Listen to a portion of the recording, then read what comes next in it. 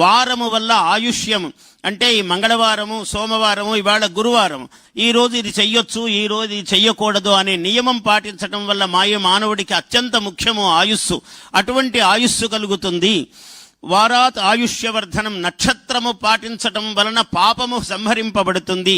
యోగము వల్ల రోగ నివారణము, కరణము వల్ల కార్యసిద్ధి ఏర్పడుతుంది అని పంచాంగ ఫలము, పంచాంగము యొక్క తత్వమును మన వాళ్ళు అభివర్ణించారు. ఇవాళ ముఖ్యముగా ఈ పరాభవనామ సంవత్సరం. అందరూ ఈ పేరు వినగానే కొంచెం భయపడుతూ ఉన్నారు. పరాభవం అంటే ఇదేదో అగౌరవము కదా, ఎలాగా అని. ఇది ఒక బాహ్యార్థము ఉన్నప్పటికీ దీనికి తాత్వికమైన అర్థము, నిజమైన అంతరార్థము వేరుగా ఉన్నది. ఈ వేదిక మీద నుంచి నేను అందరికీ తెలియజేస్తున్నాను ఏమిటంటే, పరా అనేది వాక్కుకు సంబంధించింది. అందుకే ఈ సంవత్సరానికి గురువు అధిపతి అయ్యాడు. పరా అంటే పరా, పశ్యంతి, మధ్యమ, వైఖరి అని వాక్కు యొక్క 4 స్వరూపాలు. అంటే పరా నాభిదేశములో ఉంటుంది, పశ్యంతి హృదయములోకి వస్తుంది, మధ్యమ ఇక్కడికి వచ్చేటప్పటికి గొంతులో, మధ్యమ మనం మాట్లాడేది వైఖరి. ఇలా 4 దశలు దాటి వాక్కు బయటకు వస్తుంది. అటువంటి వాక్కుకు అధిపతి ఎవరయ్యా అంటే బృహస్పతి. ఆయనే వాచస్పతి. ఆయన అందుకని ఈ సంవత్సరానికి గురువు అయ్యారు. అంటే మనము గర్భములో, మనస్సులో ఏ సంకల్పం చేస్తామో అది ఈ సంవత్సరం చాలా ఫలిస్తుంది. అందువల్ల మన రాష్ట్ర ప్రభుత్వము, ప్రభుత్వ అధినేతలు ఈనాడు ఈ సంవత్సరము చేసే సంకల్పాలు కొన్ని వందల ఏళ్లు, కొన్ని తరాల పాటు నిలిచేటువంటి ఒక గొప్ప యోగప్రదాయకమైనటువంటి సంవత్సరము ఈ పరాభవనామ సంవత్సరం. ఇది సామాన్యమైనటువంటి సంవత్సరము కాదు. మామూలుగా బయటికి వినడానికి అందరికీ అలా అనిపించినా తత్వార్థము మాత్రము ఇంత గొప్పగా ఉన్నది. అందుకని నేను ఒక శుభాశంసనం చేస్తున్నాను. విజయీ భవ, విజయీ భవ, వాక్పరాత్పరా భవ. పరాత్పరా భవ, పరాభవ దానికి రహస్యం అది. విజయీ భవ, విజయీ భవ, వాక్పరాత్పరా భవ. వాచస్పతి ప్రభువు అయిన వరరాజ్య స్థిరా భవ.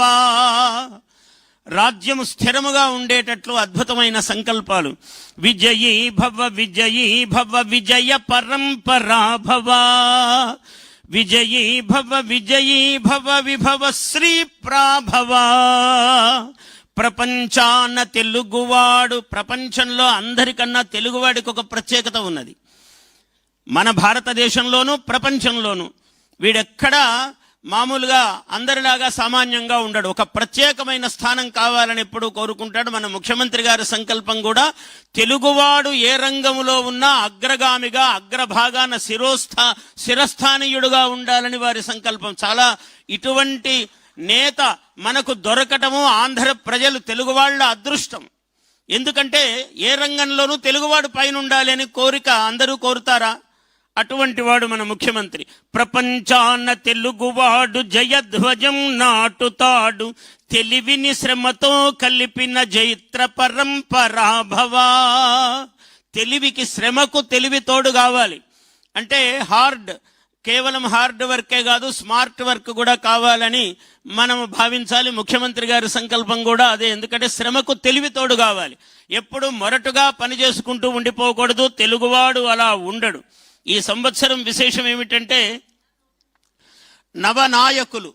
రాజు గురువు అయ్యాడు, బృహస్పతి కాబట్టే ఇవాళ గురువారం పండుగ వచ్చింది మనకు. రాజు బృహస్పతి, మంత్రి కుజుడు, ఇద్దరు మిత్రులు. అందువల్ల రాజు, మంత్రి ఎప్పుడైతే పరస్పరం మిత్రులో, కేంద్ర రాష్ట్ర ప్రభుత్వాలు పరమ సఖ్యంతో, స్నేహభావంతో ప్రజాహితమైన వైపున అడుగులు ముందుకు వేసేటువంటి పరిస్థితి ఈ సంవత్సరం ఉన్నది. రాజా గురువు కావడము చేత ఇంకో విశేషం ఏమిటంటే, ఈ వర్షలగ్నము, జగల్లగ్నాలని మనం పరిశీలించినట్లయితే మనకి ఈ సంవత్సరం వర్షపాతము చాలా విస్తృతముగా ఉన్నది. నిన్ననే దానికి శ్రీకారం అయింది. మనం అందరం చూస్తున్నాం. నిన్ననే వర్షం ప్రారంభమైంది. అంటే వచ్చే ముందే ఒక జయధ్వానం అన్నమాట.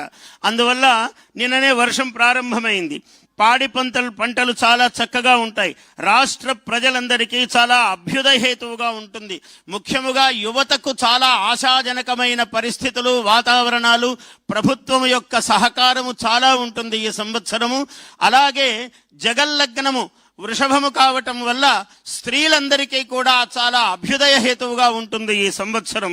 ఇటువంటి విశేషాలు. తర్వాత గురువు ఎప్పుడైతే రాజుగా ఉన్నాడో భాష సంస్కృతి మనం చూస్తూనే ఉన్నాం గత సంవత్సరం నుంచి. ఇంతగా సాంస్కృతిక చైతన్యము ఎప్పుడు గతములో చూచి ఎరుగము.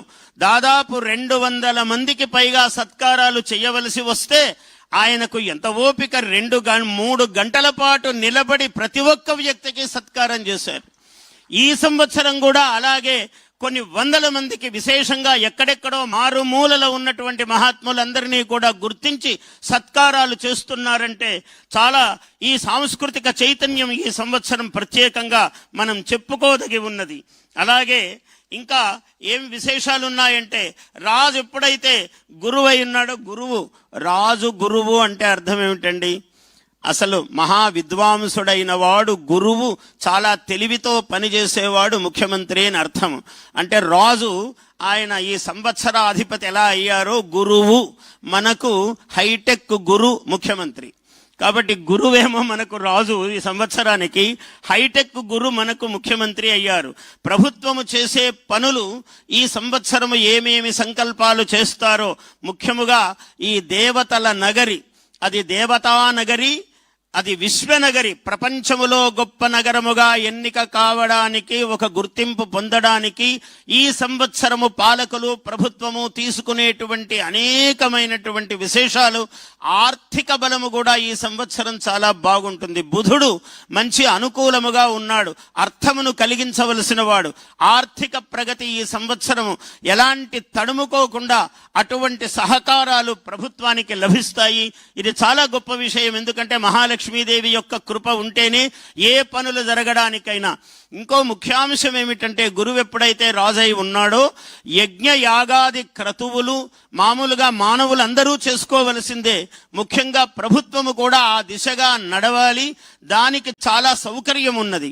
ఇవి ఎప్పుడైతే చేస్తామో ప్రజలకు ఎటువంటి ఇబ్బందులు లేకుండా, కారణం ఏమంటే వర్ష మనకు లగ్నాలను సూచించినట్లయితే అంతర్జాతీయంగా అంతర్దేశీయంగా పరిస్థితులు కొంచెం అంత బాగా లేవు.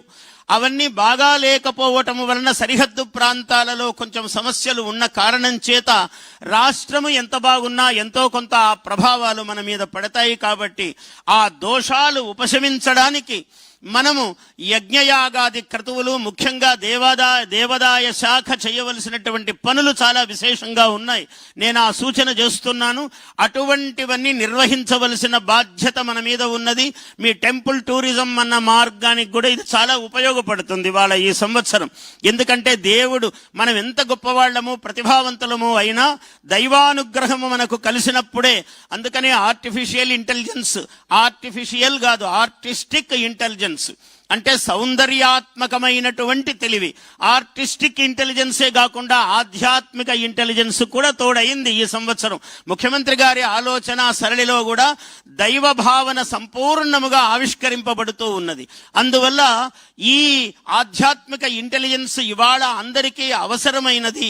ప్రజలందరూ కూడా ఎవరెవరైతే దైవ భావనతో జీవితాన్ని సాగిస్తారో వాళ్లకు చాలా విశేషమైన అభ్యుదయము కలిసి వచ్చేటువంటి సన్నివేశము ఈ సంవత్సరము ఉన్నది.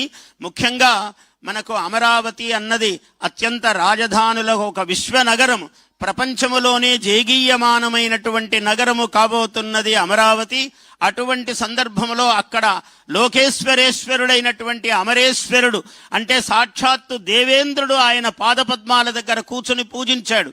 అటువంటి అమరేశ్వరుడికి విశేషమైనటువంటి సేవ, ఆ యజ్ఞయాగాది క్రతువులు ఆయనకు జరిగినప్పుడు సంపూర్ణముగా ఈ నగరము దైవీకళ సంతరించుకుంటుంది అని నేను సూచన చేస్తూ ఉన్నాను.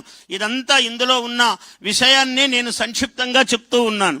అదేవిధంగా ఇవాళ 3-4 గ్రహాలు ఒక్కొక్క చోట ఉన్నాయి. ఆ ఉండటం వల్లనే అంతర్జాతీయ స్థితిగతుల్లో కొంచెం భేదం ఉంది. కాబట్టి మనము ఈ దేవతా లక్షణములతో జాగ్రత్త వహించి విశేషంగా రుద్రాభిషేకాలు, విశేషముగా సహస్రనామ పారాయణలు, ఇక్కడ దుర్గాదేవి అధివసించినటువంటి చోటు దుర్గా మల్లేశ్వరుల స్వామి దేవస్థానం. అందువల్ల ఇక్కడ చండీ పారాయణాలు, దుర్గా సప్తశతులు ఇలాంటివన్నీ కూడా విశేషంగా జరగవలసినటువంటి సన్నివేశము ఉన్నది. అయితే నేను సూక్ష్మంగా రాసులు ఎన్ని చెప్పినా కూడా మనము రాసుల యొక్క విశేషాలు ఎలా ఉన్నాయని అందరూ అనుకుంటారు కాబట్టి నేను సంక్షేపంగా రాసుల గురించి చెప్తూ ఉన్నాను. ఈ సంవత్సరము దాదాపు 6-7 రాసులకు చాలా విశేషమైన యోగము ఉన్నది. మేషము చాలా యోగం ఉన్నది, మేషరాశి. అలాగే కర్కాటక రాశి చాలా బాగా ఉన్నది.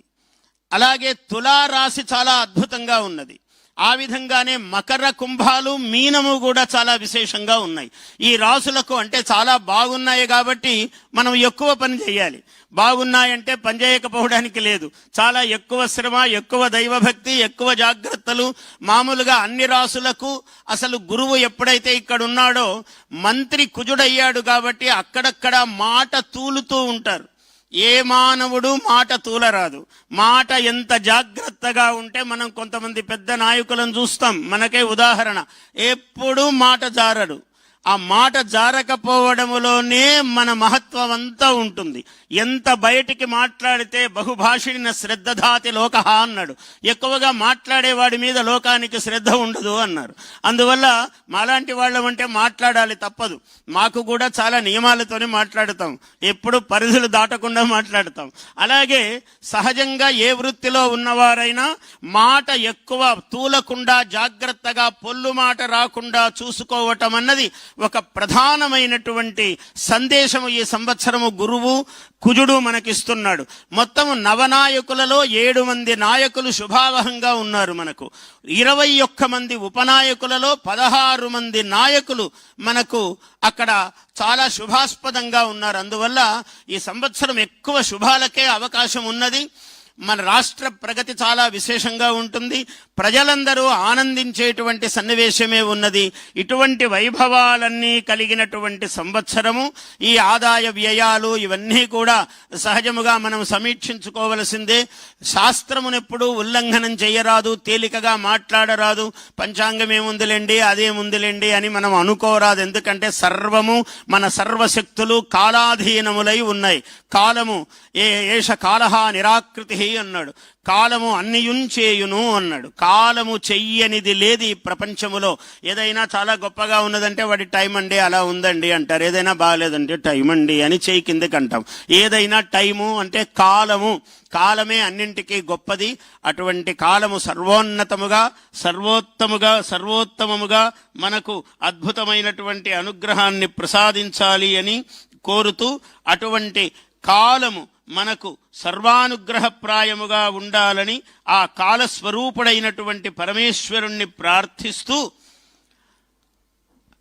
నేను కాలము గురించే చెప్తున్నాను కాబట్టి కాలమును ప్రతి సెకను కూడా లెక్కగానే నేను పాటిస్తూ నా భాషణాన్ని స్వస్తి ప్రజాభ్యః పరిపాలయంతాం, ఎందుకంటే మొట్టమొదట ప్రజలకే స్వస్తి అన్నాడు శాస్త్రములో కూడా.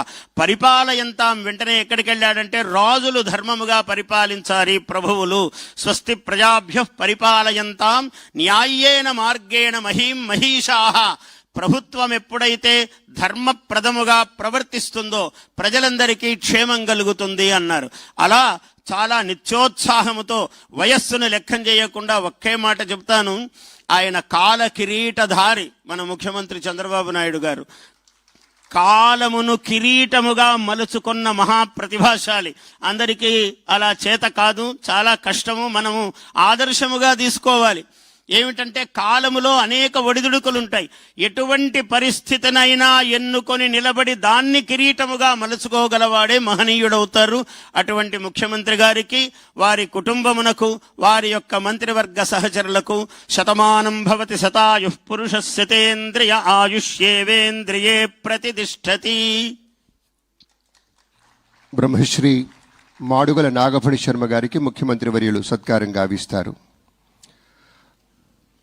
పంచాంగ పఠనం గావించినటువంటి పెద్దలు బృహత్ ద్విసహస్రావధాని బ్రహ్మశ్రీ డాక్టర్ మాడుగుల నాగఫణి శర్మ గారు ముఖ్యమంత్రి వర్యుల నుంచి సత్కారాన్ని స్వీకరిస్తారు.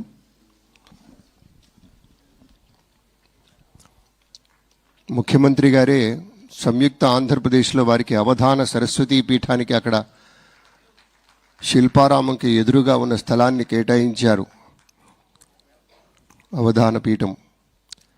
ఆ పీఠం పక్షాన స్వామివారికి మన ముఖ్యమంత్రి వర్యులకి తిలకధారణం చేస్తూ ఉన్నారు మాడుగుల నాగఫణి శర్మ గారు.